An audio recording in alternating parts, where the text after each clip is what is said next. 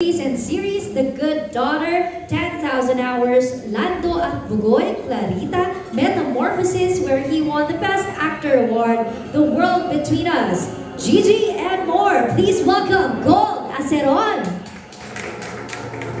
Hi guys, good afternoon po sa inyo lahat. Thank you for coming. There you have it, that was Gold. Up next, we also have a singer and actress who we've seen in Viva Films movies in that Hindi Tayo Pwede 2019 MMFF movie Miracle in Cell number 7, Viva Max film More Than Blue, the series Dina Muli, and the Wattpad series Class 3C Has a Secret. She also played the role of Basha in the musical One More Chance. To know more about her role, let's welcome Nicole Emilio. Hello po. Hello po. Ito, sige habang hinahintay. Sorry. Hello po, ako po si Nicole Emilio. Thank you for coming. There you have it. That was Nicole. Up next is a versatile actor whose impressive performances have left a mark in the film industry.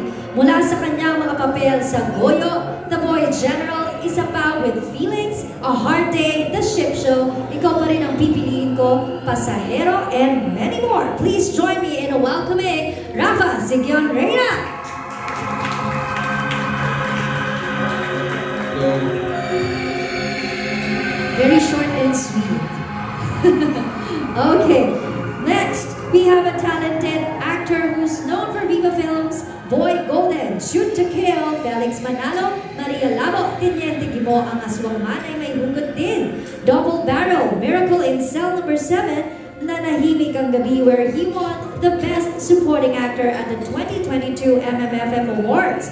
We've seen him also in the series Senior High, High Street, at Lumuhod Ka Sa Lupa. Let's all welcome Mon Confiado. Please grab a microphone, Sir Mon, and batiin po natin ang mga kaibigan natin ngayong hapon. Hello everyone, good afternoon po. Salamat po uli sa suporta nyo. There you have it. Joining us this afternoon is a rising star, young actor and dancer, making his first big screen debut. Let's give a warm welcome to Skywalker David. Hello, Sky. Ayan, eto, bigyan natin ng microphone sa Sky. Batiin natin yung mga friends natin ngayong gabi. Hello po. Thank you for coming to this interview po. Thank you, Sky. Maraming salamat. Ayan. Hanapin mo na lang yung pangalan mo, Sky. And you may sit down. Thank you very much. Up next is a renowned actress who starred in the Viva Films movies Mr. and Mrs. Cruz, Rooftop, Kunwaring Mahal Kita, Sa Muli, the Netflix hit movie Instant Daddy, and high-rating teleseries such as Ika-6 na Utos, Ang Probinsyano, The General's Daughter, Ang Batang Quiapo, at Lumuhod Ka Sa Lupa. Let's give it up for the gorgeous Miss Riza Senon.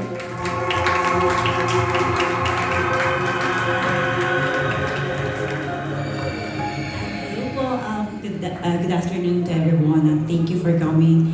Sana tulungan niyo po kami mag-promote sa aming bagong pelikula, Lilim. Thank you.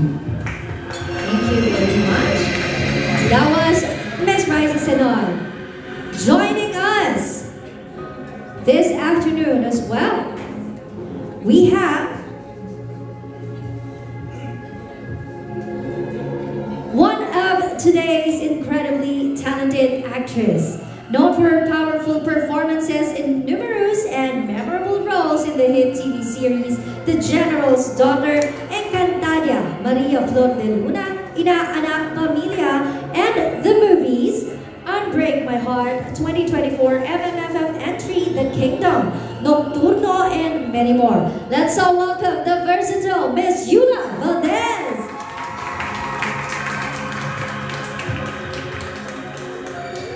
Good afternoon, everyone, and thank you for coming. That's it. Very cute introduction.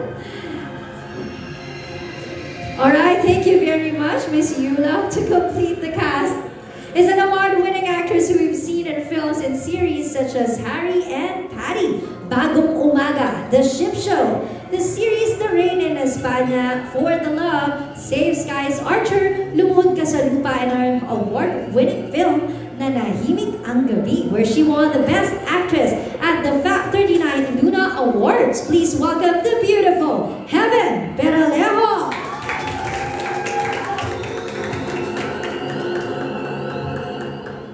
Hi everyone. My God, this is happening na. So, maraming salamat po na pumunta po kayo dito. And I'm just really excited for you guys to see the film. So, yeah. There you have it. That was Heaven. Heaven, you may take your seat. Last and definitely not the least, he's best known for his films Birdshot, Eerie, Dead Kids, and for directing Recorder, Neo Manila, Block Z, Arisaka, the HBO Asia series Half Worlds. He's won Best Director at the 2022 Metro Manila Film Festival and the 39 Luna Awards for The Leader. Please welcome the captain of the ship, the award-winning director, Direct Mikael Brad.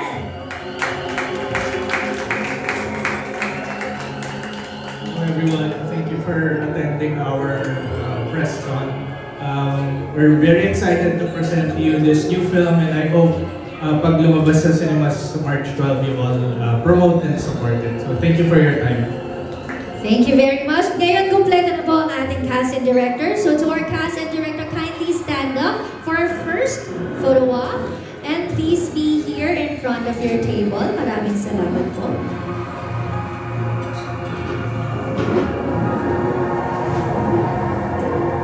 Direct Nick, please stay at the center. Thank you very much. Now it's time for the photo op. To our cast and director, please face center. Gitna po muna tayo in 3, 2, 1. One more. 3, 2, 1. Ngayon naman po sa ating bandang kanan. To your right, please. 3, 2, 1.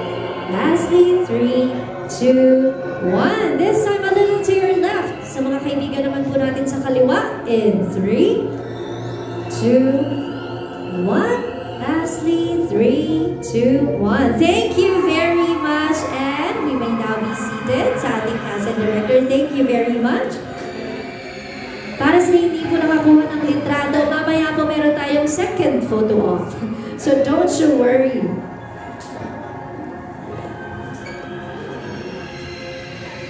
Alright, I think everyone has settled down. Let's move on to our Q&A.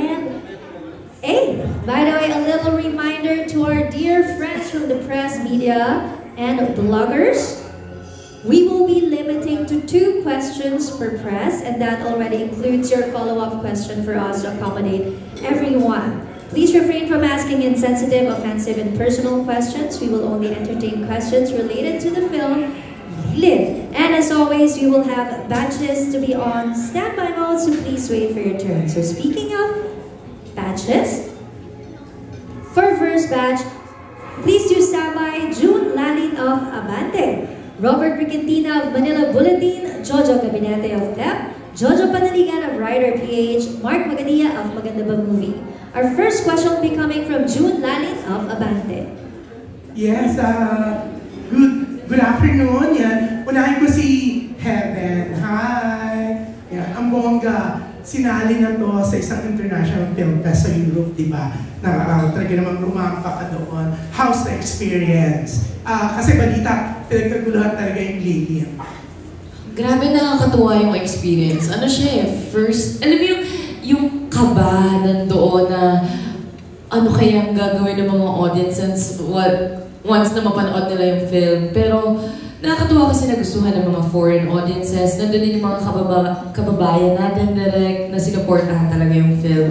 So, buti na lang nandun din si Direct para gabayan ako kumbaga dun sa festival. And syempre, di ko mapupuntahan yung festival kung hindi rin naman sa Viva. So, thankful naman ako. Yes, okay, thank you. At syempre, ang second ko, si Miss Yula Valdez. Yula, lately, nakakatuwa kasi you're back with Viva. Marami-rami. Sana mag-umpisa. Yeah, anticipation ka na kahit yung sa yung kay Direk Daniel. Tapos eto, may mga ilang projects ka. Siyempre, nung bata pa tayo, nasa Viva ka, isa ka sa talagang young stars of Viva before, di ba? So, ano to, tuloy-tuloy na? Are you going to be managed by Viva na rin? Hindi ako minamanage or imamanage ng Viva. But they're helping me and I'm grateful at masaya ako na kung saan ako nag-umpisa hanggang ngayon ay nakakapagtrabaho pa rin ako para sa kanila. Hindi ako minamanage ng Viva pero thankful ako. Thank you.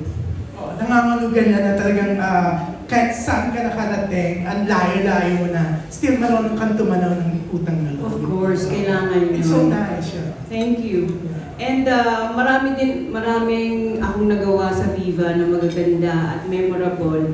At isa pa to, ang Lilim memorable din after all these years. Nakakagawa pa rin ako and kinukuha pa rin ako ng Viva. Very thankful talaga ako sa Viva. Thank you. At syempre, congratulations sa inyo, no? Kasi ako napanood ko yung trailer ng Lilim, talagang nagandahan ako. Gusto ko talagang panoorin to, di ba? So, excited na ako sa March, sa showing nyo. Thank you! Thank you. That was June Lalin of Abante. Up next, we have Robert Regentina of Manila Bulletin. Magandang hapon. Kay Direk, first question, how would you describe yung horror ng Lilim? Ito ba yung talagang TV and all throughout, start to finish? And then, second question would be, what is it that you hope to relay sa pelikulang ito? So, as a horror filmmaker, no, kasi medyo nakailan na rin ako sa genre na to. Para gawin exciting yung mga project, I always make sure na we try something new, something different. Para, di ba, para medyo passionate tayo, enthusiastic tayo showing up on set kasi we're excited to mount something na we've never done before. So with this film, I think may isang review sa Screen Anarchy na medyo na-summarize niya. Medyo complete package siya, yung spectacle ng Lilim. Lalo na nowadays na ang routine ng tao talaga streaming. Pag gagawa tayo ng movie na pang cinemas, dapat worth it, diba? May certain scale, may certain ambition. So with Lilim, actually complete siya eh. Parang may aspect siya na may pagka-psychological horror and may brother and sister drama. And then later on, may mystery angle, may occult. And then towards the climax, magiging mas chase and slasher, no? So, I'd say parang full package experience siya, something na people will really want to see sana in the cinemas para ma-experience yung craft din namin, no? Hindi lang sa filmmaking or storytelling and yung performances, but I think showcase siya ng talent ng production, ng post-production, to show na mga Filipinos competitive rin sa genre scene like sound design, invisible CGI, prosthetics, stunts, firearms. So, yung gantong type of film, hindi siya pwedeng i-carry ng auteur, di ba? Parang teamwork siya and showcase of talent na we can compete with at least yung regional, international standards when it comes to genre cinema. So, I hope bigyan nyo ng chance ng Lilim. Thank you very much. That was Robert Regentina of Manila Bulletin. For our next question, we have Jojo Gabinete of PEP. Hi, good afternoon. Raisa, anong kaibahan ng Lilim sa mga past project mo? Tapos parang komportable na sa bulk mo? Hello, good afternoon po. Ang kaibahan po, mas hindi po siya more on pasigaw na character yung na-play ko po, more on sobrang mata-mata lang. And wala po masyadong lines. So talagang mata-acting po ito. And about sa hair ko po, yes, mas comfortable po ako ngayon sa kalbo. Hindi na po ako sanay sa may buhok po ako. Every time na maglalagay ako ng wig, hindi po ako sanay, parang hindi ako yun kapag nag-weave po ako. So naninibago po ako pag nag-hair po ako. Okay, thank you. Raymond Golpiado. Ikaw yata yung pinaka-busiest character actor ngayon. Paki-enumerate mo lahat ng projects mo for this year. Hindi naman. Well, siyempre, number one, very thankful ako na part ako nitong Lilim with Direct Miguel Red, pangalawa na namin from Arisaka. Aside from this, part ako ng In Thy Name na showing sa March 5.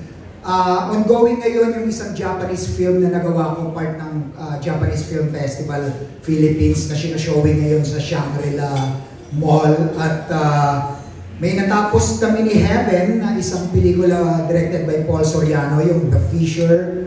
At part ako ng Lumuhod Ka sa Lupa series.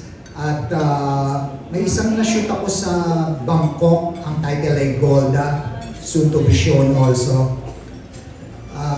Well, yung Pepsi Paloma na hopefully ma-showing. Tapos mo, hindi na alam ng mga kabataan ngayon na ang tatay mo yung si Mang Angel Confiado. Yes. Anong natatandaan mo na payo niya sa'yo para magtagal sa industry? At kung nabubuhay siya ngayon, sa tingin mo, anong sasabihin niya sa'yo dahil ang dami mong projects?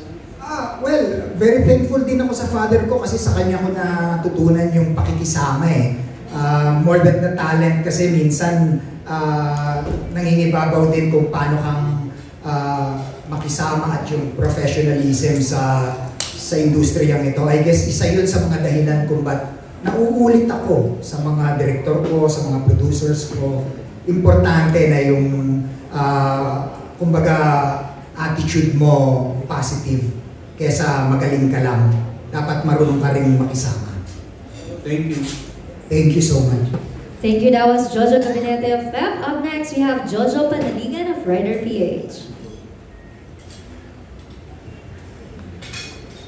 Thanks, G. Direct, andito po. Gitna po. Can you talk about yung location, pati yung atmosphere na binil nyo sa film to move the story forward? Yeah, so yung Lilim na set sa 80s, Scorin i-mention, ito yung unang collaboration ko with my father. Si Raymond Red is also here as the cinematographer. So ano na rin siya, award-winning filmmaker, legend na din. And tagal na namin naghahanap rin ng project to collaborate on. And I think swak dito sa Lilim kasi na 1980s na familiar siya sa era, sa decade, and then we shot the film sa Makiling, na may parang mga boarding school doon na alumni rin yung dad ko. So parang yung myths and yung atmosphere ng Makiling, diba? We had to utilize it for the film, and challenging rin siya kasi may mga set pieces kami na we had to build sa studio. So if nakita niyo yung production designer dun sa isang clip, si Ana Lu Sanchez, who I worked with sa Erie, nakita niyo yung background studio, so marami rin kaming binild para very controlled, very deliberate yung design for the movie, kasi nga period film. And then nag-shoot rin kami sa mga certain mga kumbento dito, pero ni-recreate lang namin yung interiors, parang iniba namin yung loob. Nag-build kami ng mga panels. So very very I guess extensive yung work na ginawa namin in designing the movie, which is exciting lagi kasi mas intentional kumbaga yung film. And something new rin na hindi ko pa natatry kasi I think yung mga recent movies ko mas modern, like yung Deleter, diba? Techno-horror, internet, diba? So ito naman going back to mas classical na horror genre. Second question ko direct sa inyo pa din. Napansin ko po lately, ang daming horror movies talaga. And I remember about 2 or 3 decades ago, horror movies ang nagpakilala worldwide sa mga Thais. You think it's our time now? And if so, what what is it about the genre that gives us the opportunity to be known worldwide as Filipinos, as Filipino filmmakers and through Filipino films itself, Filipino horror films? Yes, I think yung horror kasi very visual, very universal. I think fear is universal. Parang even subtitled horror movies, di ba, na-appreciate ng kahit masa na Pinoy. Nag-theatrical dito dati yung mga The Ring, di ba? So yun, scares, yung atmosphere, yung themes ng horror, napaka-existential. So nakaka-relate kahit saan. And kaya madali rin siya i-distribute. And I think ang horror, escapist din siya.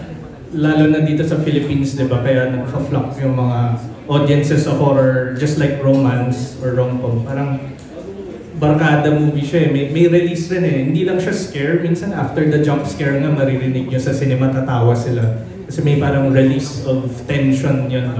So I think yun ang reason napaka-successful ng horror.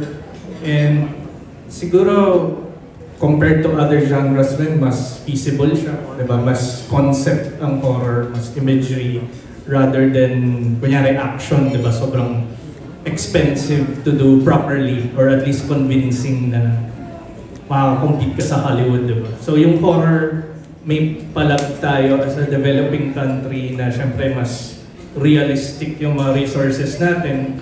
Mas kaya natin i-match kung ano yung ina-export ng mga neighbors natin, no, sa Southeast Asia. Kasi mas nadadala siya ng atmosphere, ng concept, rather than production value like, you know, exploding helicopters. Diba? Hindi natin kayang pumantay sa Hollywood because of, syempre, mas malaki audience nila.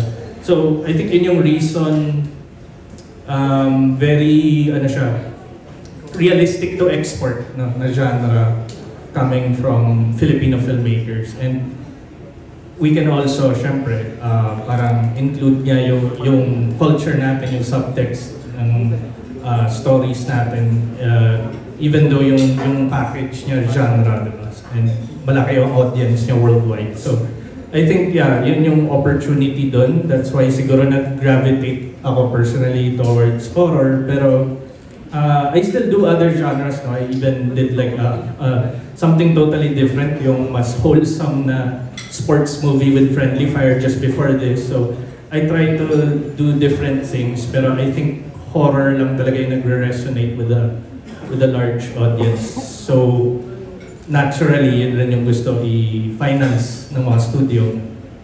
Thank you. Thank you. That was Jojo Panaligan of Writer PH. Up next, we have Mark Magadia of Maganda Ba Movie. Hi guys, yung question ko for the cast muna. For the cast, ano yung, parang meron kong experience na nakakatakot sa set. Kasi parang yung sa set atmospheric ito. So, can you share something besides dun sa painting na I think we will be interested, yung audience. Sa cast, may sino gusto mag-share? As si Direct din. Okay.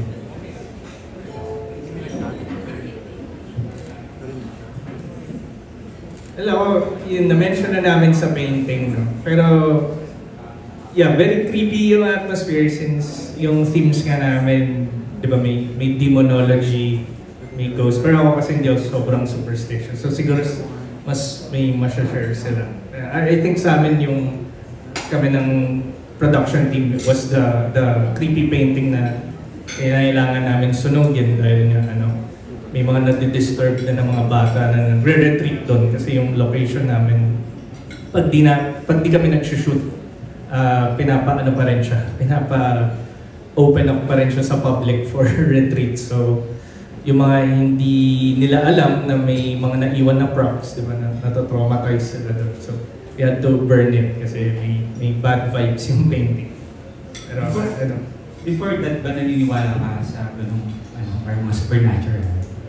I mean, open ako to it, and syempre kailangan na-acknowledge mo rin yung fear and yung horror para maintindihan mo what makes people afraid, di ba, to be an effective horror filmmaker. Pero siguro hindi mawawala as a director, hindi mawawala yung para kang, I think na-mention ko to lagi, na para kang magician na nag-aaral ng magic. Siyempre when you watch another magician play a magic trick, mas iniisip mo na lang yung paano niya ginagawa yun kaysa yung na-enjoy mo yung trick, no? I mean, mahirap siya tanggalin. So, usually mga director, diba, we have to watch a movie twice para yung isa immersed kami, and then yung second yung mas ina-observe mo na.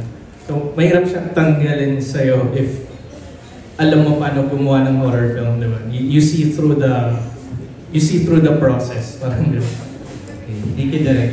Second question ko sa cast na lang ulit. Ano na lang, pakilala na lang kayo kung ano yung mga characters ninyo at saka ano yung mga parang katangian ng mga characters ninyo na the audience would be excited about. Yun na lang. I think isa-isa pwede. Rafa? Hi, ako si Rafa. I play Darwin. Yung character ko pangalan ni si Darwin. Isa ako sa mga investigators na police na katrabaho si Kuya Mon. Yung character is very, parang siyang yung medyo silly na police in a horror movie na siya yung makulit. Yeah, so yun yung character ko. It's fun to work with Kuya Mon and first time working with Direk Red. So really enjoyed the experience and marami akong nakatrabaho ulit in this film that I worked with before.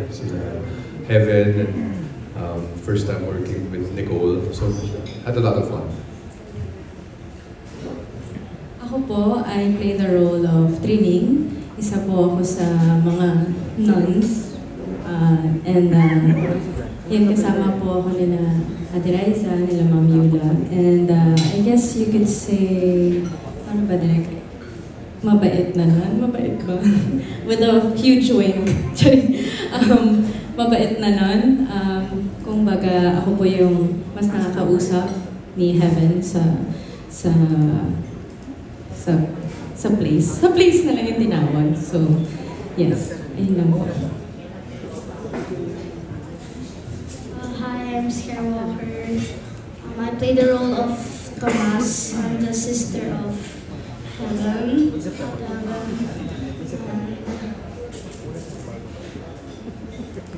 I was happy when I got to saw my co-actors work because they're really inspiring and they're really amazing at acting. Ako po dito si Helena.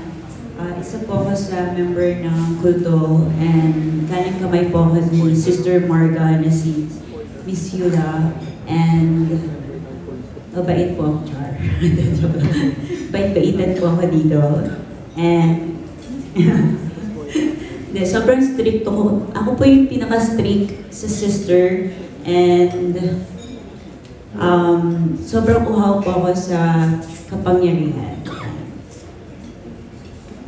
Good afternoon. Ako po ay isang madre sa nangangalang si Sister Marga. Ako po ang parang leader ng orphanage. Mga nag-aampon kami ng mga batang lalaki. Mas madali daw kasi yung alagaan ng mga lalaki kasi hindi mabubuntis. So, yun ang pinipili naming alagaan yung mga lalaki. And alagad, isa sa mga mga lalaking kalbo. Tapos, isa sa mga alagad din ni Lily, si Sister Marga. Ako po si Investigator Fred dito, ang investigador na rumiresolba ng kaso ni character ni Heaven. Kasama ko si Darwin, played by Rafa. At eventually, sa aming pag-iimbestiga, mapapadpad kami sa bahay ampunan na puno ng kababalaghan. Ako po dito si Gabriel. Isa po ako sa orphanage. Ako po yung panganay sa mga bata. And at the same time, isa po ako dito sa mga nag-guide kay Heaven sa sa pagpasok niya dun sa orphanage mismo, isa po ako sa mga nag-guide sa kanya and feeling kong tumulong na rin. So, kayo na po humusga kung ano po yung sa tingin yung character doon ni Gabriel, kung mabuting tao ba siya or may gagawin ba siyang hindi ko alam kung ano man. Pero mabait ako dito guys, abangan niyo po. Ako po si Isa. Si Isa po ay fugitive kasi yun nga umalis kami ng kapatid ko dahil dun sa tatay ko.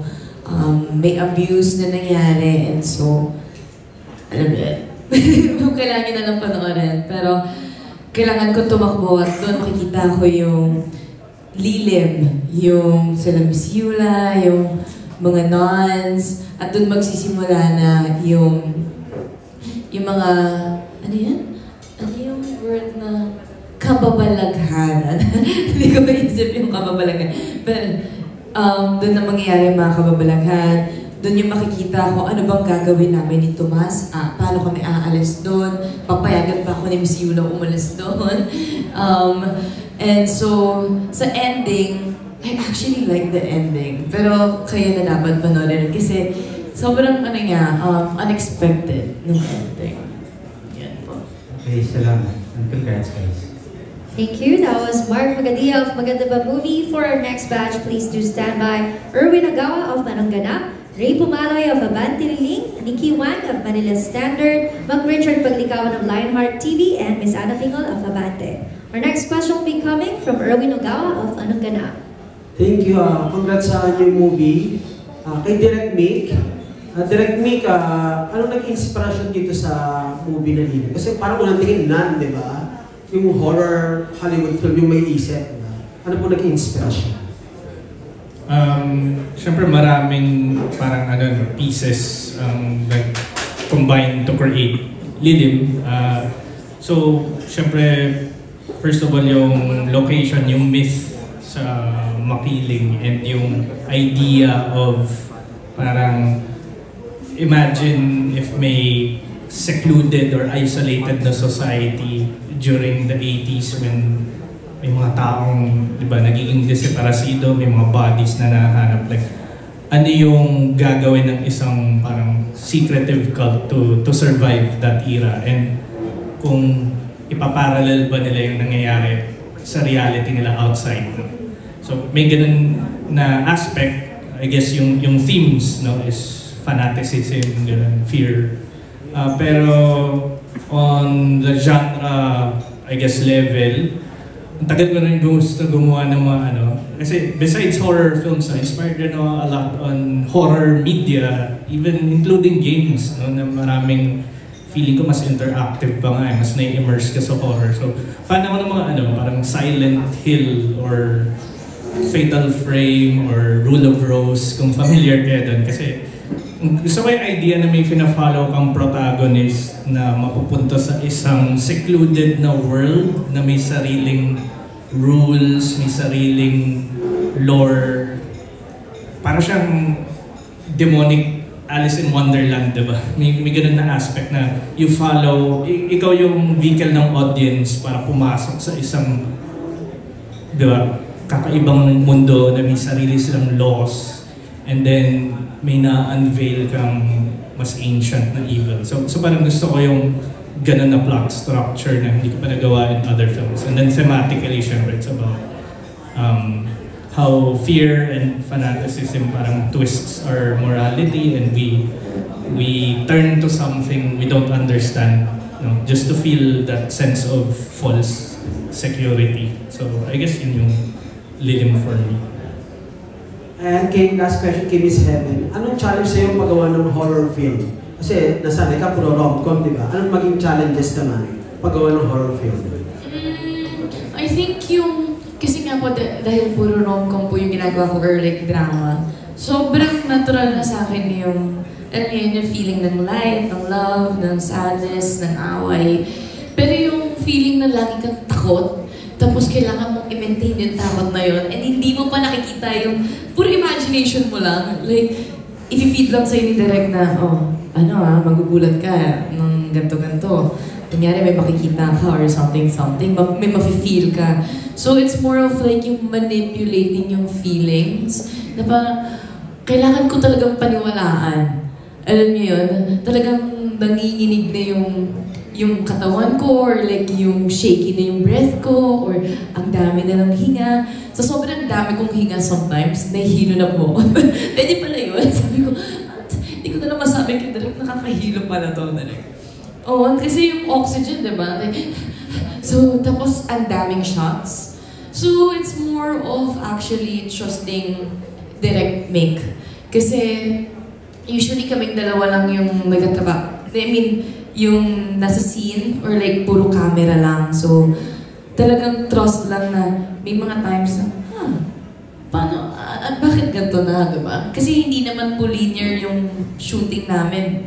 So, medyo jump talaga siya eh. So sa kanya, kailangan mo na lang maniwala na, okay. And then, when I watched the film, when we watched the film, sabi ko, wow, it was talagang parang fulfilling na, grabe, I made the right decision by trusting him. Kasi when I watched the film, ano siya, parang you're watching a video game or like, yun nga yung parang Alice in Wonderland, na dadaling ka talaga ng story eh. Alam mo yung papakita niya muna yung community, yung pag-build ni Direk nung script, ang ganda. So, you know. Thank you. Congrats in advance. Thank you, that was Sir Nogawa of Ananganap. Up next, we have Ray Pumaloy of Abante Lilim. Hello, good afternoon guys. Hi, Yuda! Simula nakita ko na. Kasi natanong yung tungkol sa location kanina, pero have you ever experienced supernatural? And how do you confronted it? Or how did you deal with it? Paano yun? Kasi lahat naman tayo, di ba, nakaka-experience ng mga supernaturals, pero minsan dinidend naman natin. Pero yun na pala. Siguro, maybe we can start with Rafa. Hindi naman ako naka-experience ng supernatural, pero minsan sa beach, minsan nakakatakot kasi madilim. So iniisip ko lang, ang supernatural, minsan kasi yung mga ghosts, minsan pwedeng hindi ka maniniwala, pero you also have to leave room for the possibility kasi nga ayaw mong multuhin ka. So kailangan nire-respeto ko na lang na, you know, pagtakot ako. So,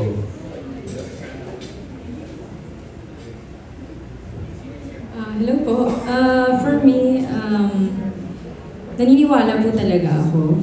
Ako po yung isa sa mga, ewan kung old ba yung may dala kang pangontra.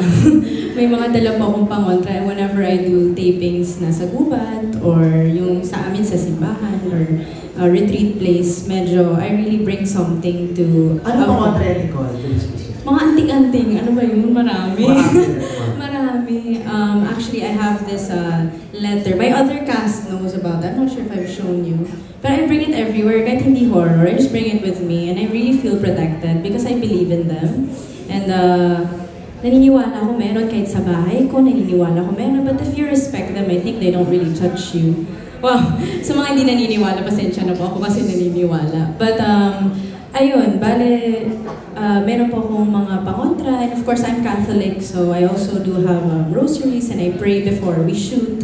So, ayun po, yun po yung ano, naniniwala po ako. But, feeling-wise, may mga times po nakakaramdam, pero hindi ko na lang po masyado tinututukan kasi matatakot lang din ako. Ayun po.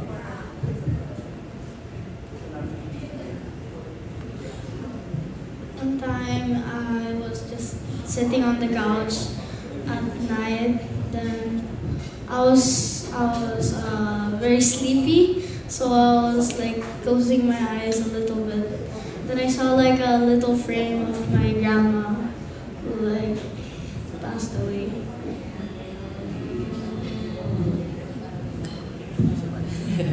Ako naman, din sa last kong condo, hindi ko kaya matulog mag-isa. Kasi, every night guys, as in, di ako nag-joke, every night binabangungot ako. Yung bangungot, as in, yung tipong sumisigaw ako pag gumising ako kasi hindi ko kayang gumising mag-isa. Like, alam mo yung hirap na hirap kang gumising, yung ginagalaw mo yung katawan mo pero ayaw. So parang, pag nagising ka like ganun talaga. Tapos sabi ko, bakit kaya? Hindi ko naman din alam bakit. Pero naiinis na ako kasi hindi ako makatulog na mag-isa. So yung lola ko kasi, nakakakita siya. Parang akong, lola, pumunta ka nga dito. Like, hindi ko alam anong meron. Baka may makita ka.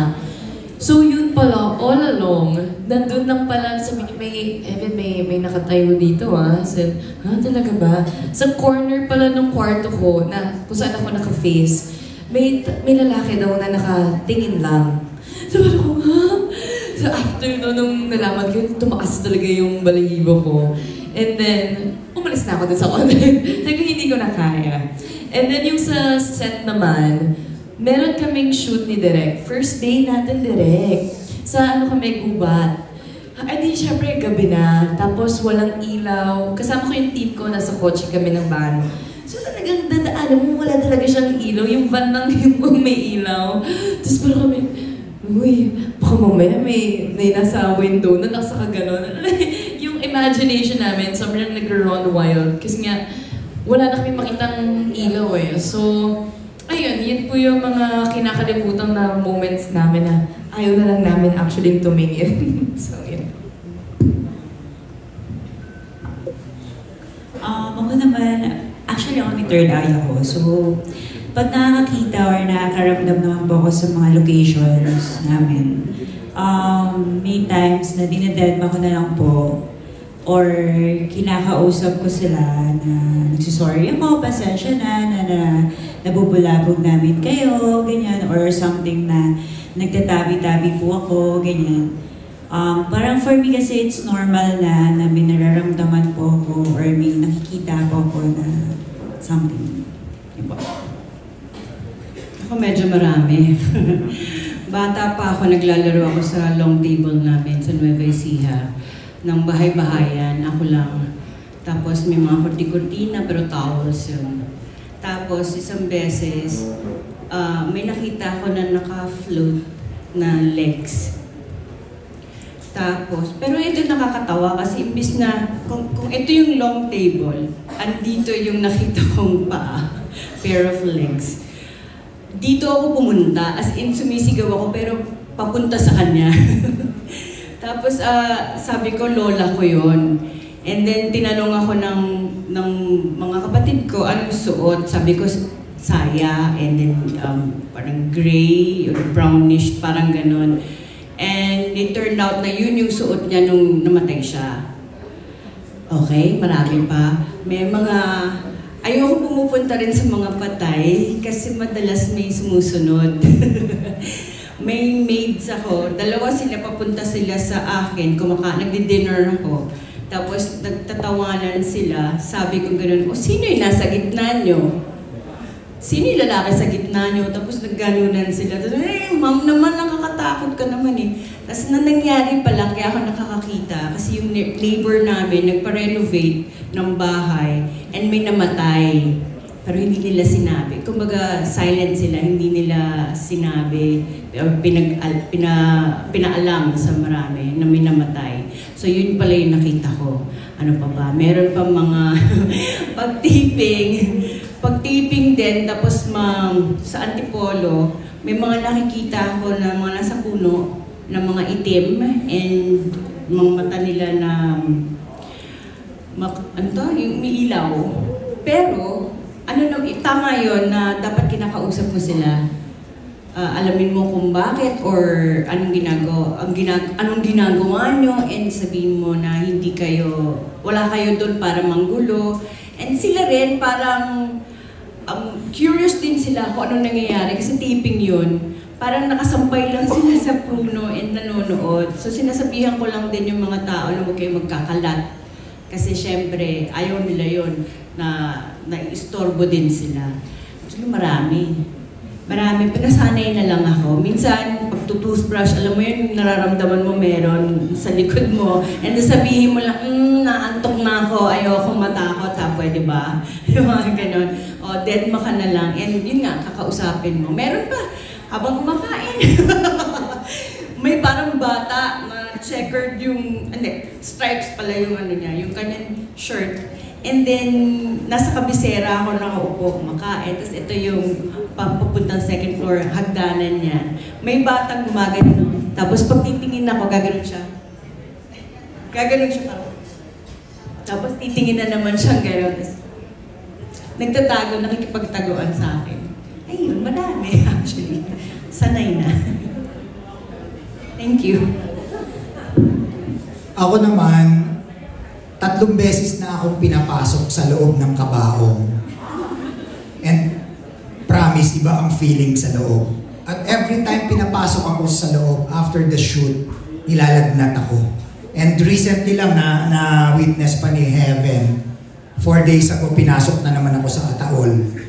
At grabe, nilagnat na naman ako. At I guess kasi parang sabi nila, bago daw yung Ataol, pero feeling ko Ataol for rent yun eh. Yun yung mga ginagamit, pangburol lang eh. Tapos pag ililibing na, i-cremate na, syempre gamit na yon, parang amoy bangkay dun sa loob eh. So, iba yung feeling talaga. Hindi ko alam kung psychological yun, pero every time nilalagnat ako. At ang nakaka-amaze din, magdadasal lang ako during yung, habang nilalagnat ako, magdadasal lang ako ng taimtim talaga. Magpapasintabi lang ako kung may naistorbo man ako doon sa Ataol na yun. Nawawala yung aking lagnat kinabukasan. Ako naman naniniwala naman ako, oo, pero di pa po kasi ako nakaka-experience ng kung ano-ano mang klaseng ganun po. Kasi simula nung bata ako, na-try kong, parang nagtitrip din kami nung utol ko and yung kapatid ko. Mahilig kasi ako manakot. So ako yung nananakot sa kapatid kong bunso. Then may time na parang pinagtripan din ako ng panganay, bumawi sa akin yung panganay. Tinakot din niya ako. Then parang nagsumbong ako nun kay AirPods. Ang sabi sa akin AirPods, kang niniwala sa mga ganyang multo-multo, aswang-aswang. Kung totoo yan, marami nang namamatay. So, simula nung time na binanggit niya sa akin, lagi nang nagsisingkin sa utak ko. Every time na matatakot ako or nagkakatakotan sa lugar kung saan ako, yung mga tropa ko, ay iniisip ko, tanga na kung totoo to, hindi mo, sorry.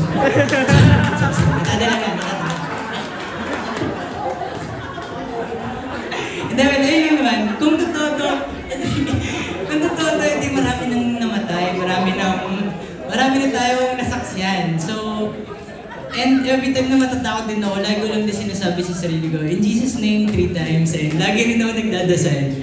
Depende na po sa tao yan kung paano nyo ba yun. Okay, second question, last question.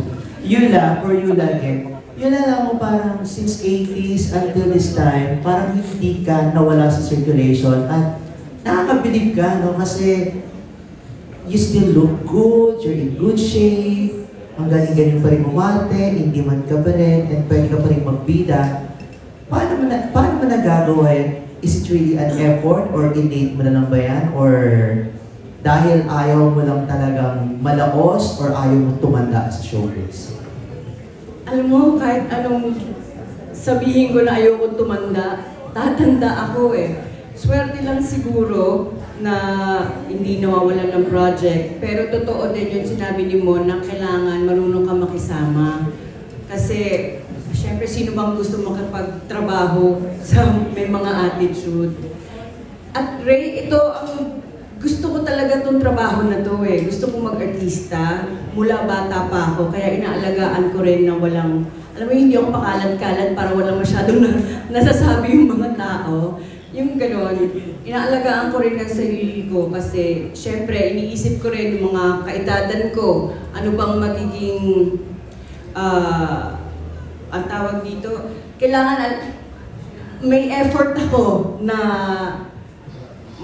maging healthy o ayoko rin magkasakit.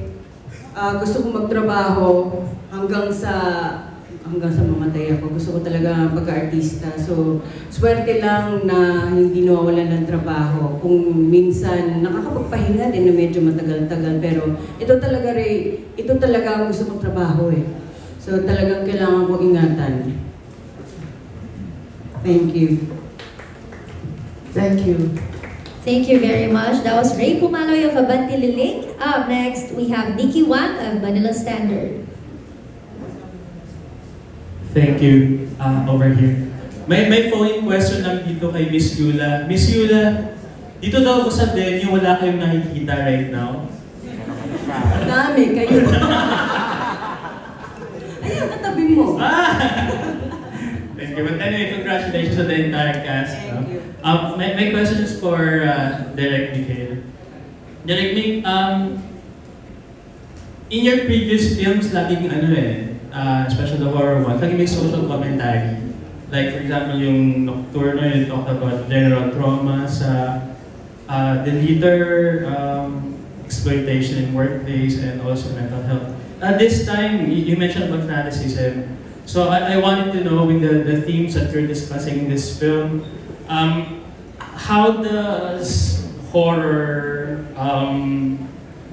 show the dangers of fanaticism, and how does it relate with events or in real life? Yeah, yun yung maganda sa horror na since kaya mong mag-access ng wider audience, mas madali siguro in a way parang i-smuggle yung mga themes na you would normally see sa mga mas, I guess, heavier drama.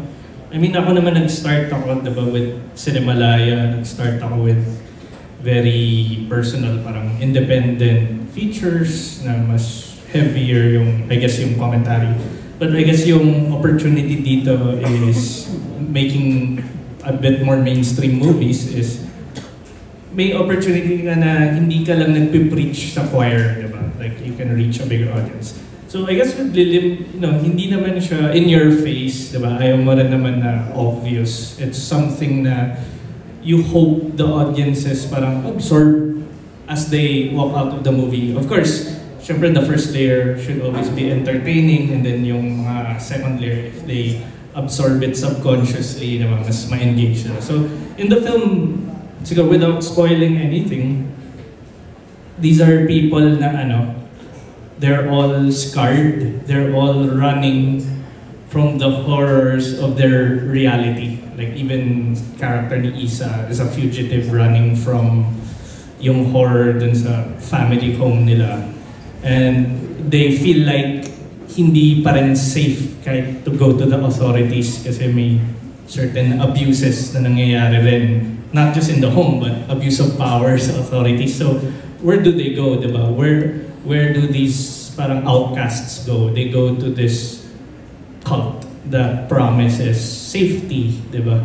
And mafe-feel mo nga within the film, these are characters who have all parang run away from something.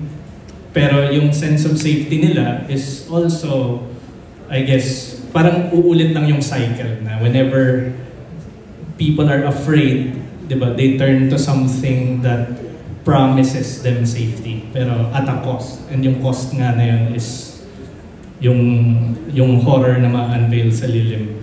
So, diba, parang may mga ganun rin na elements of yung mga film like The Village, diba? So may ganun na aspect sa Lilim without being overtly, I guess, parang in your face yung commentary. So mas ganun lang siya, mas general yung themes that hopefully kaya ma-appreciate ng big audience. Right. Thank you, Derek. And my next question is for Heaven. Heaven, taking you from what Derek said, siguro,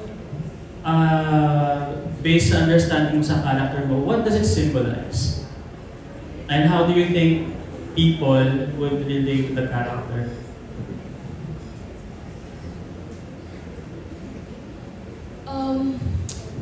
About relating to the character, lahat ng decisions po na ginawa niya, it's something that I actually would do in real life. Alam yun, kung worst comes to worst, kung kailangan kong protektahan yung pamilya ko or yung kapatid ko, talagang gagawin ko lahat para protektahan siya. So, kahit anong mangyari, gano'n.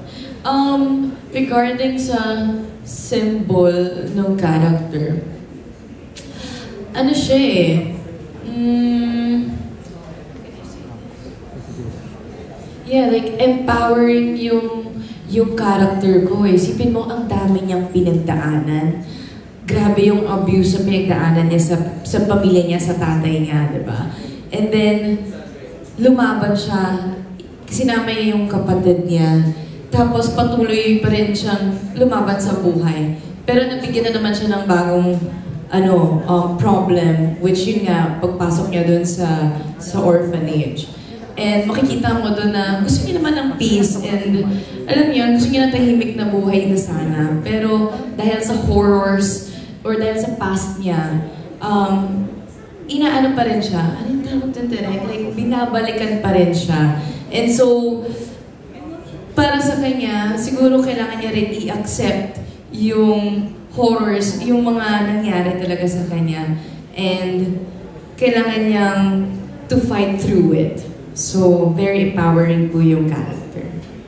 Alright. Fight through hell. Hindi lang fight through it. Fight through hell. Yes. Thank you, Helen. Thank you, Derek. Thank you, Dawes. Nikki Wang of Manila Standard. Up next, we have Richard Paglikawan of Lionheart TV. Hello, good afternoon. Yung question ko para sa ating mga ladies, saan kayo pinaka-nahirapan sa movie na to? Kasi nakita ko si Riza sa tapos paano yung mga kasi nakita ko rin parang may physically demanding din siya, may mga hilahan, takbuhan. So, let's start with Nicole.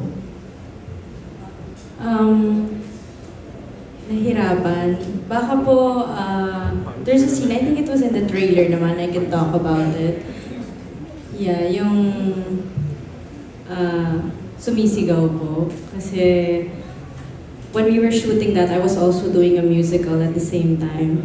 So, yung boses ko inaalagaan ko po. So, medyo, kailangan ko po talagang, hindi ko po alam kasi I had to do 2 shows, like back to back right after shooting. So, parang yun po yung nahirapan ako. Tapos, sobrang, ano man tawag, yung lugar kasi napakatahimik. Tapos hindi lang naman po kami yung nandun. So nakakahiyang sumigaw. Tapos baka may, yun nga po, baka may magising, may matamaan kaming hindi dapat guluhin. Kasi nga naniniwala po ako. So power pray na lang po talaga yung ginawa ko. Pero kinakabahan po ko na mag-ingay sa lugar na napakatahimik. So yung pagsigaw po, I guess, medyo doon po talaga ako nahirapan. Siguro nahirapan po ako sa actually yung horror in the face, yung scared in the face. Na parang at first hindi ako masyadong komportable kung tama po ba yung facial reaction ko. Or like yung pagsigaw ko, maganda ba yung pagsigaw ko. Yung mga ganun yung tama ba yung ginagawa ko? Kasi first horror ko nga po eh. Pero dahil nga kay Direct Make, actually, dun na-build din yung confidence ko regarding sa genre ko ng horror. So yun po. Ako po, nung una, dun sa look test pa lang, napansin ko na po na may hirapan po talaga ako dun sa prosthetic. Kaya ginawan ko po ng paraan. Kaya po ako nagpakalbo para hindi po ako mahirapan. Para hindi po malimitahan yung galaw ko, yung acting po. And pangalawa po, yung pagtimpla ko po ng the way ko i-deliver yung lines kasi meron pong certain na gusto si Direk na kailangan hindi mataas, hindi rin mababa. So, kailangan ko siya timplahin. Minsan kasi po sumusobra ako, minsan man sobrang baba ako. So, kailangan ko pong timplahan. Doon po, medyo nahirapan ako ng konti. Nung una, medyo nag-a-adjust pa po ako. So, tinitimpla ko po siya talaga na parang kape. Ito, napaka-simple nito. Nahirapan ako bumaba ng hagdanan ng mabilis, ng hindi mahuhulog o hindi madudulas, ng merong hindi kasi madilim, di ba? At saka minsan kapag baka biglang madulas ka kasi yung suot naming sapatilya medyo slip-on. So baka mapilayan ako o matanggal o gumulong-gulong ako. Actually, dun ako careful kasi ayokong mapilayan. Pero yung mga physical na mga ginagawa namin, medyo na-enjoy ko yun. At di ba, direct, kapag meron kang gustong hindi yung gawin sa mukha. Actually, na-enjoy ko yun kapag yung gusto niya manakot ako na ganito yung itsura ko. Ginagawa ko and then natutuwa naman siya kasi mukhang rubber yung mukha ko. Nagagawa ko naman. So, yun, na-enjoy ko yung sinasabihan ako ni direct or kahit sinong director na itong gawin mo, ganyan-ganyan. Na-enjoy ko yung ini-instruct ako. Parang robot yung ganyan. Ginagawa ko kasi parang empty or para kapag may instruction sila, magagawa mo. Yun. Thank you. Ay, tsaka po pala ang additional ko lang is, ang tagal namin pong shoot to. Hindi po siya yung sunod-sunod. No, direct? Kasi 20 days yung taping po namin, which sobrang swerte namin and grateful na alam niyo, nabigyan po talaga kami ng malaking budget for this film. And so, yung time na minsan parang lagi kang naninibago kasi ang tagal namin nagsistop or mga ganun nga po. So, babalik na naman into character. But nonetheless, because of the cast, the crew, and of course, direct, nagiging mabilis yung proseso. Kumbaga. So, yun po. Thank you. For direct na lang, ano yung pinakamahirap na nagawa mo during shoot at saka yung sa post-prod?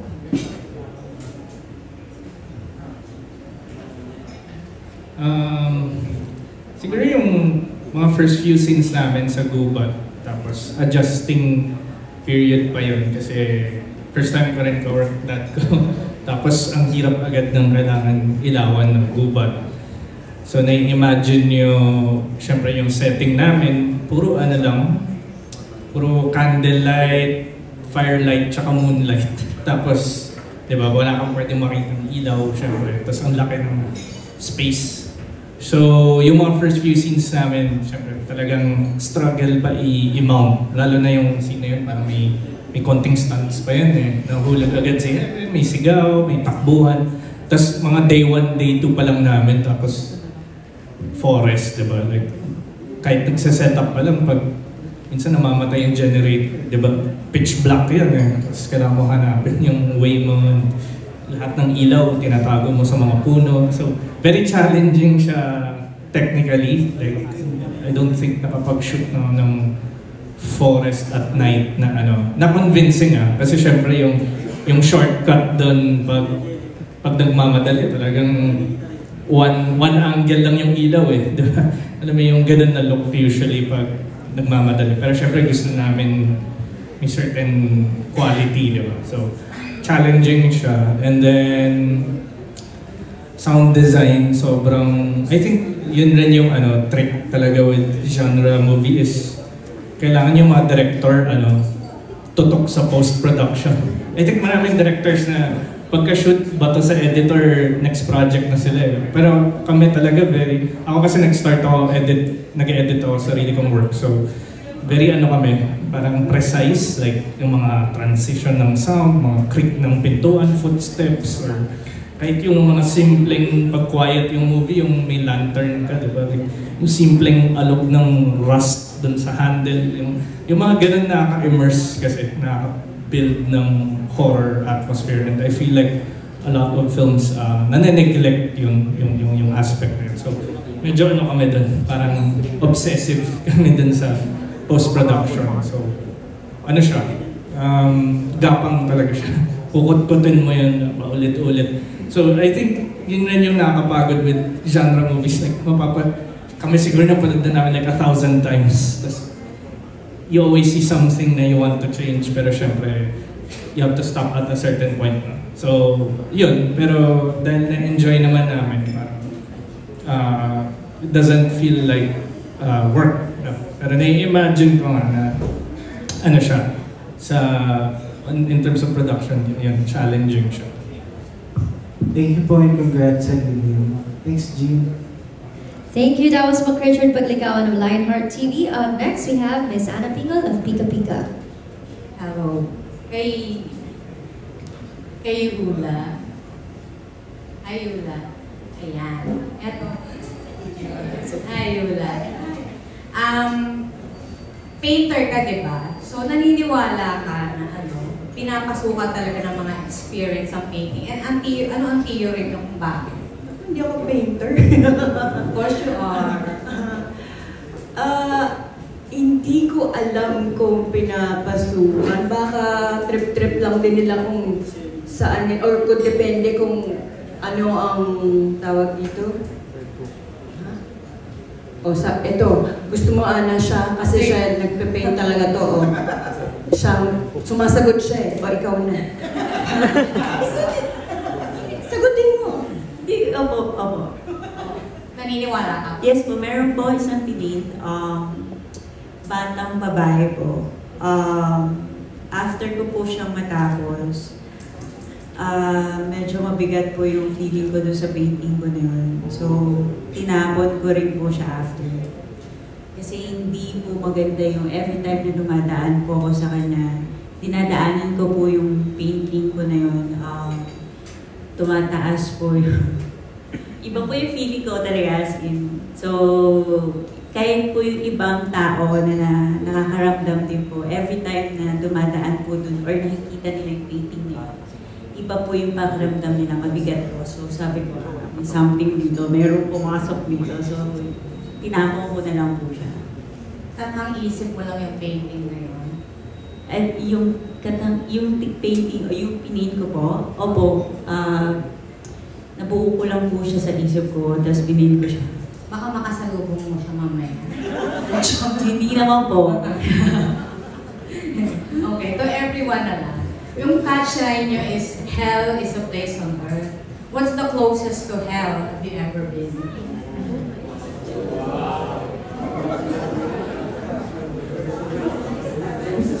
Anyone from the cast?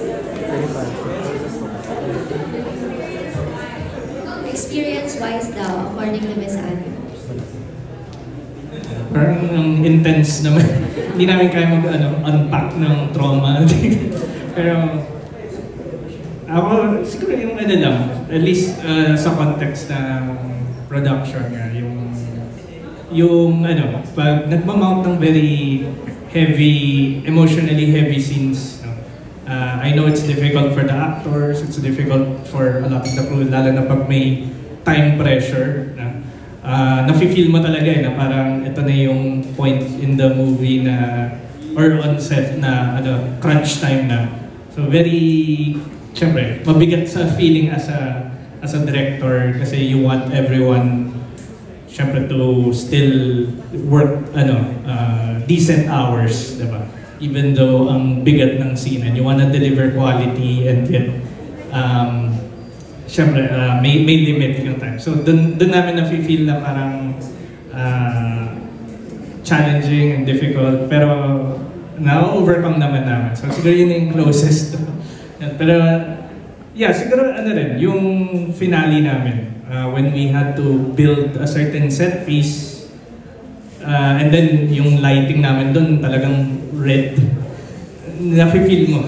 Feel mo yung parang pagka-hellscape niya. So in that sense, hindi yung difficulty pero yung pagka-immersive ng set na it feels like hell.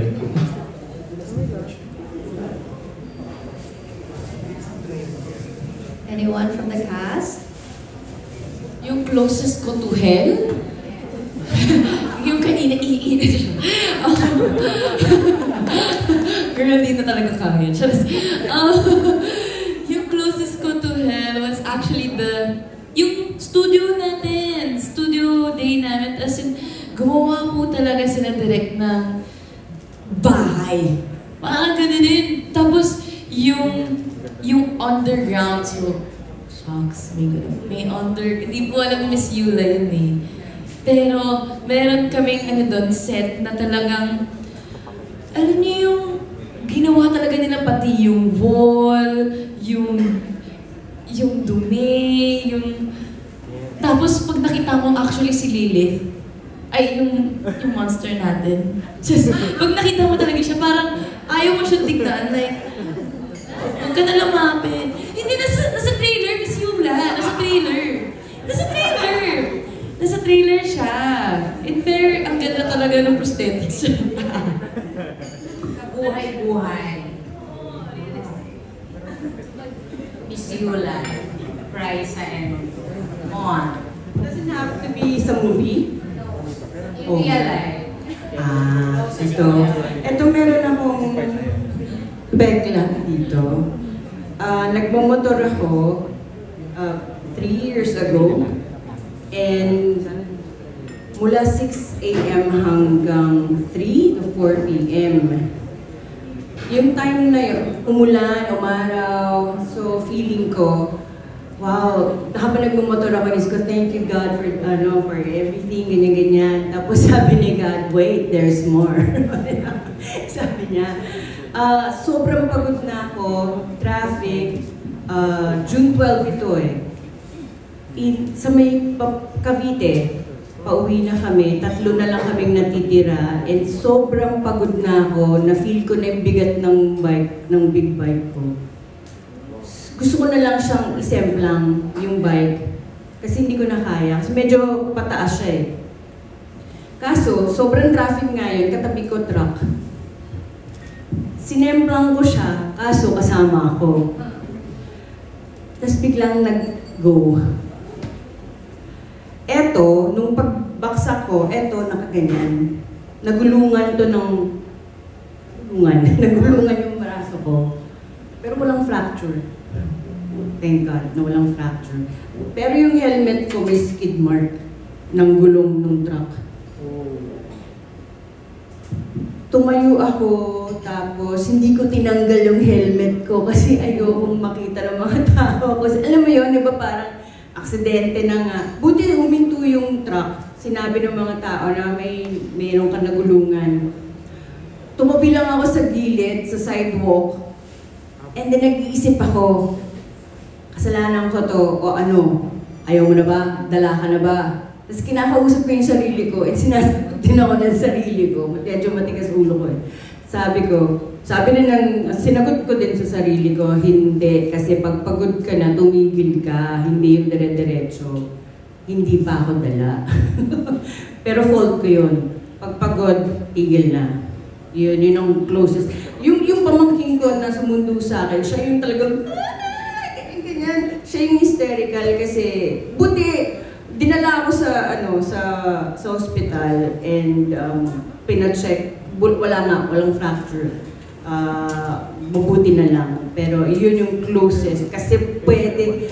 Kaya pala may skid mark yung helmet ko kasi nung nadaanan na to, yung ulo ko nasa, alam mo yung nakikita ko yung gulong na papunta na sa akin. And then tinuhod ko itong elbow ko para umangat ako. Kaya may skid mark yung helmet ko. Pero yun yung closest sa impyerno talaga.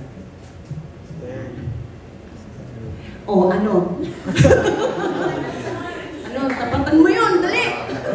Wala. Hindi ako masyado, wala akong masyadong experience na negative. Salamat naman sa Diyos at hindi pa ako nalalapit sa impyerno. Ayun, same din po kay Kuya Mon. Positive din po siya, so... Sorry. Ako na po, hindi ko pa po naisip na nabalapit na ako doon. Closest to heaven, pwede ba? Kasi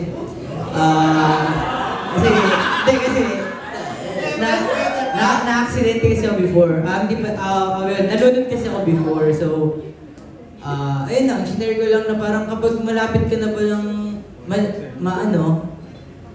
Tegi, ang daming pumapasok sa utak mo. Kasi parang, nung nasa ilalim ako ng tubig, nung nalulunod ako, parang kung nung pumasok sa utak ko, may closest to heaven to, Miss Yula, yung parang heaven na po to ako. Papuntang langit tayo nito. ayun po, may mga pumasok na ibon, walis, pampers, kung ano-ano pumasok. So, ganun pala pag madadets ka na kung ano-ano na papasok sa utak mo na hindi mo naman talaga iniisip. Then nung nakaiba po ako, nung nakakita ko ng ilaw, ayun, okay pa pala ako, hindi pa ako lumapit sa... thank you po. Puro kalangitan ng experience namin.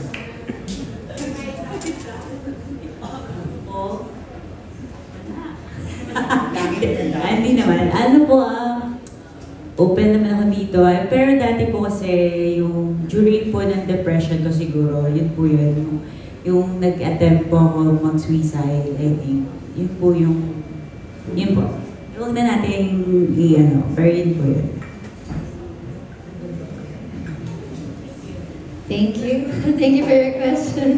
Thank you, Miss Ana Piccolo Abante. Up next, we have Ian Lee Estrella. Tito Ian, a TikTok content creator. Hi po. Congratulations po sa film. Start muna siguro kay Direk. Madaming horror films na kayong nilabas. I'm a fan of horror din. I'm just curious kung ano yung, or sino yung mga influences nyo when it comes to horror. Siguro yun, isa sa favorites ko na napanood ko ulit recently yung Cure ni Kiyoshi Kurosawa.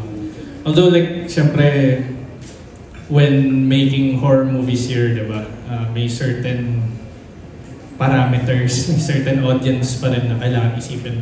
Pero yung mga ganun na, I guess, stylistically and thematically crafted na movie, mas gusto ko gumawa ng ganun.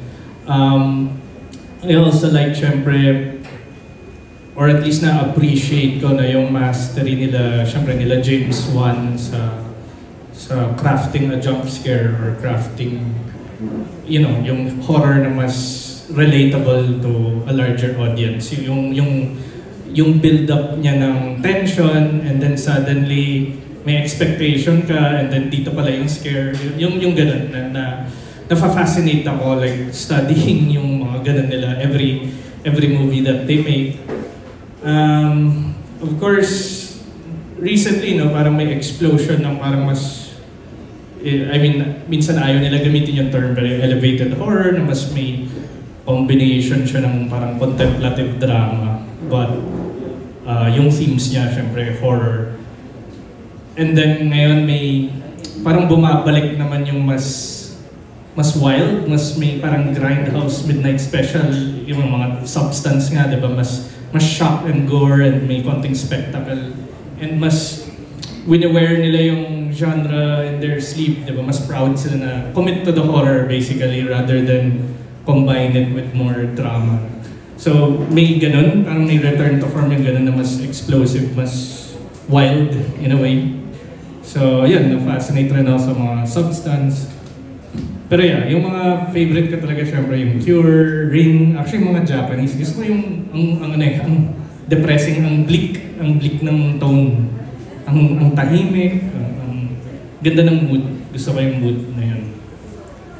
But yeah, I still like syempre mas conventional rin na horrors nila James Wan. Thank you. Yung last question ko is for Miss Heaven. Yeah. Kilala kayo sa mga rom-com. So, dito sa horror film na to, I know that this can be challenging para sa iyo kasi bago. Pero ano yung pinaka na-enjoy mo sa horror film? Hindi ko natatanong yung mga nahirapan ka na part. Pero ano yung pinaka enjoyable na parts of being in a horror film? For me, yung pinaka-enjoyable parts are actually when I'm with the cast. Pag sila yung mga kasing ko. Kasi, di ba sobrang lucky ko to like work with veteran people. Alam mo yun, ang kagaling ng mga kasamahan ko po. So, tapos ang bait pa po nila. So, yun yung something that I really do cherish. And I'm just really grateful to be a part of this cast, a part of this story. Thank you. That was Ian Lee, Estrella. Up next, we have Jezreel Ellie or Eli, a TikTok content creator? Hi! Congratulations po sa inyo. Excited na talaga ako mapanood tong Lilim. Kumbaga, ang dami na na-create na content dito and a lot of people are really excited to watch this film. So my first question for Direk, ano yung pinaka-challenging part, Direk, of bringing Lilim to life? And also, what makes this movie different from your other horror movies? Yung pinaka-challenging talaga lagi is yung pinaka-start na is getting the green light or financing. Kasi I think doon naman nagsa-start yung challenge is, of course may parameters, may compromises lagi ang filmmaking. In fact, parang mas nandun nga yung skill on knowing what to compromise, diba? To get the best result. Kasi di naman tayo Hollywood. So, it's really tempering yung parang ambition mo and really finding the most efficient way to tell the story na hindi nasa-sacrifice yung scares or yung character development kasi you can shoot every scene, diba? You have to really maximize. So yun, yung planning, it's always yung part where you have to adjust your draft one, no, to a more realistic draft. I think kahit sinong creator or filmmaker, yun yung difficult part, yung finding the most efficient and compelling way to, from yung ambitious, diba, no limit draft one mo to what you see on screen. Siyempre may filter lang.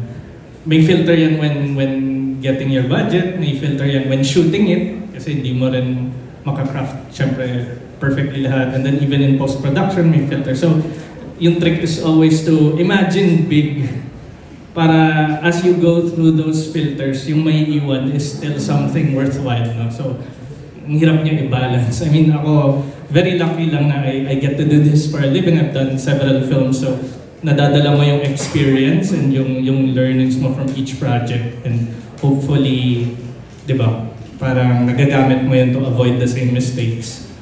Pero yeah, it's always that first part, yung development, pre-production, yun. Kasi sa shoot naman, you're just following the plan naman di ba?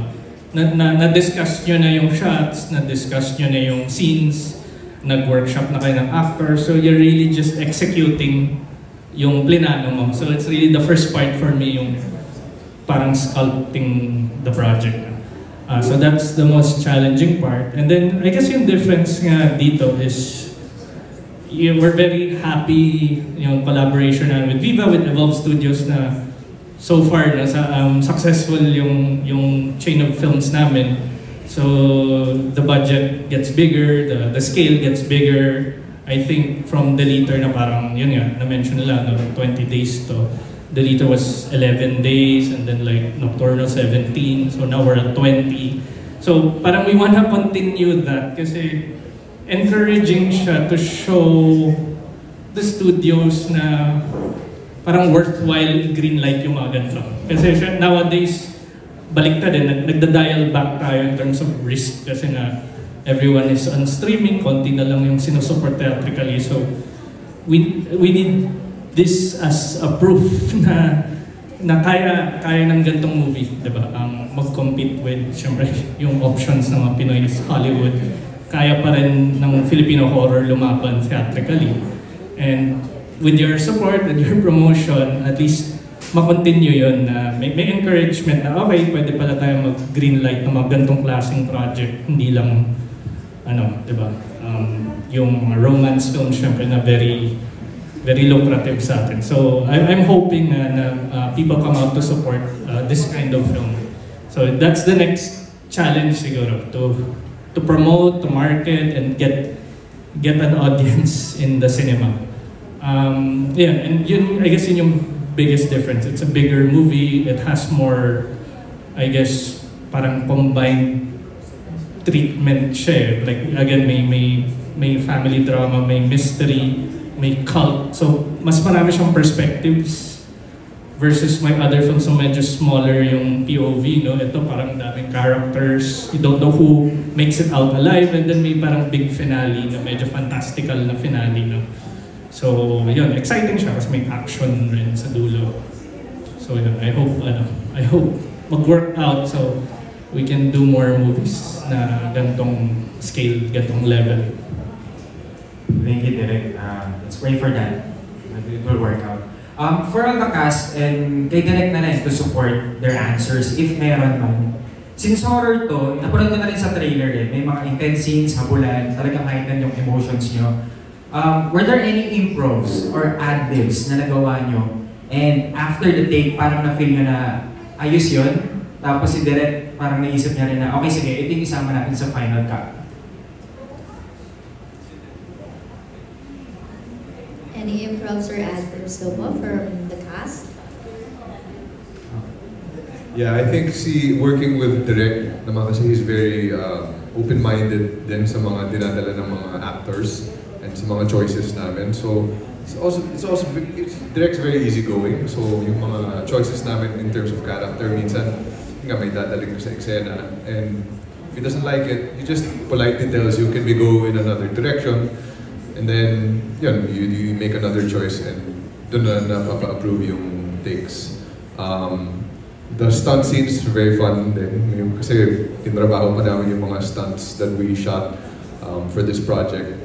And it's fun working with the stunt team and collaborating with them kasi may mga iba silang ideas din about the scene. So just fun environment also. And also I need to add, I believe this is the first time I remember nung opening press con namin si Direk Mick, Direk Ray and Nikos worked together, no? In a project. So I worked with my parents in a film a decade ago, and a decade later, ngayon ko lang nare-realize na to get to work with your family is very special. Kasi, minsan, akala ko it would happen all the time, pero for me, it's been 10 years already. So, I think that's a special thing about this film. We got to be a part of a project where they all got to work together. So, that's very cool as a cast member to be a part of.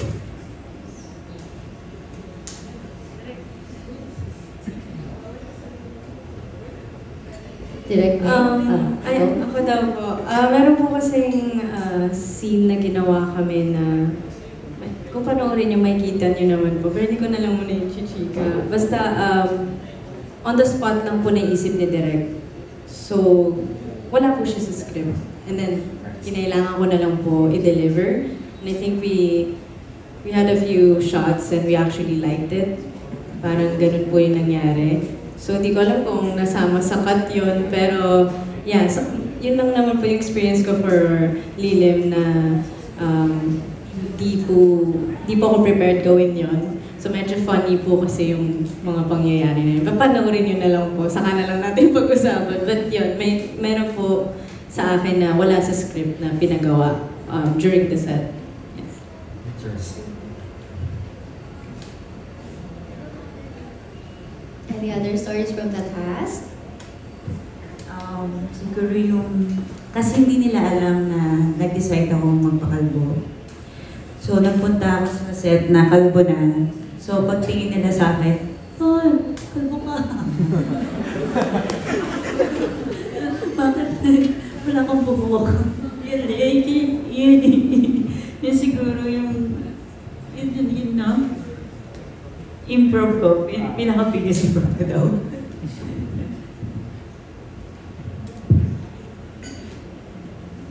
Actually, dapat ako magpapakalbo rin, pero nauna na siya, so wag na. Parang bakit pa? Ikaw na lang. As much as possible, gusto namin mag-stick sa script. Kasi since sila rin yung gumagawa, and alam na nila yon. At para sa akin, naniniwala ako na alam nila yung ginagawa nila. And if ever merong papalitan, aksidente lang siguro. Kung meron kang magawa na hindi mo sinasadya, sabihin na, okay, try natin yung ganyan. Pero as much as possible, nagsistick kami sa script and especially dun sa lines. Yes. And I think, mention ko rin na si Golden, si Skyren, pakalbo. So, grow lang yung hair nila. And lahat ng orphans ng mga bata, mga nakuha rin namin sa audition, Ang dami sa kanila first time mag-act sa movie na nagpakalbo din. Ako naman baliktad. Nung sinushoot namin to, kalbo ko. Kasi nagpakalbo ko para doon sa High Street. Kaso mag-shoot na kami, hindi naman pwedeng kalbo ko dahil baka maging tao ko ni Mother Superior. Investigador dapat ako. Kaya nakatupay ako dito sa pelikulang to. Pero ilang look test ang ginawa namin ni Direk. Nakakatawa sa movie. May mga kalbo na nag-wig, tapos may buhok na bald cap. Kaya nga, baliktad naman yung sa akin. Ako, ayun, nagpakalbo ako dito. First time ko pong magpakalbo sa film. And ano bang adlib ko dito? Wala akong na-adlib din dito halos kasi para lang alam nyo lang po, si Gabriel po is PP po siya dito. Hindi po talaga ako nagsasalita. So, wala po talaga ako may a-adlib. Ayun po. Mahirap yun. Mahirap yun. And ayun lang po, guided po ni Direk. Wala ka rin dinap. Wala kang dinap. Wala akong dinap. Wala kang subtitle. Wala. Ayun po, then yung character po ni Gabriel, niligyan ko lang siya ng konting flavor kasi ayun yung sabi ni Direk. So, nag-isip ako na pwedeng maiba lang yung maibang character lang talaga ako dito bukod sa mga nagawa ko. Kirat din po dito si Gabriel, alam mo. Tama ba, Direk? Kirat din si Gabriel po dito. Ayan, prosthetic din po ako sa mata. Ayun po, wala po akong adlib dito. Thank you po.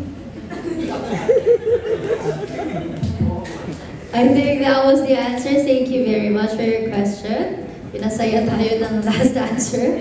Okay, thank you, Jezreel, Eli or Ellie, a TikTok content creator. And that concludes our Q&A. Let's give each other a big hand. At ngayon, syempre, before mag-promote po at mag-invite ang ating cast and director para sa kanilang pelikula Ang Lilim, may we invite our cast and director to kindly stand up and please stay beside me dahil may surpresa po kami para sa inyong lahat. Grabe ang surprise na to. So again, may we invite our cast and director po sa atin pong cast and director to please join me here on the side. Kahit dyan din po sa kabilang side, kayo po ang bahala kung saan nyo gustong tumambay for a while. Okay, dahil sabay-sabay po natin papanoorin ang napaka-espesyal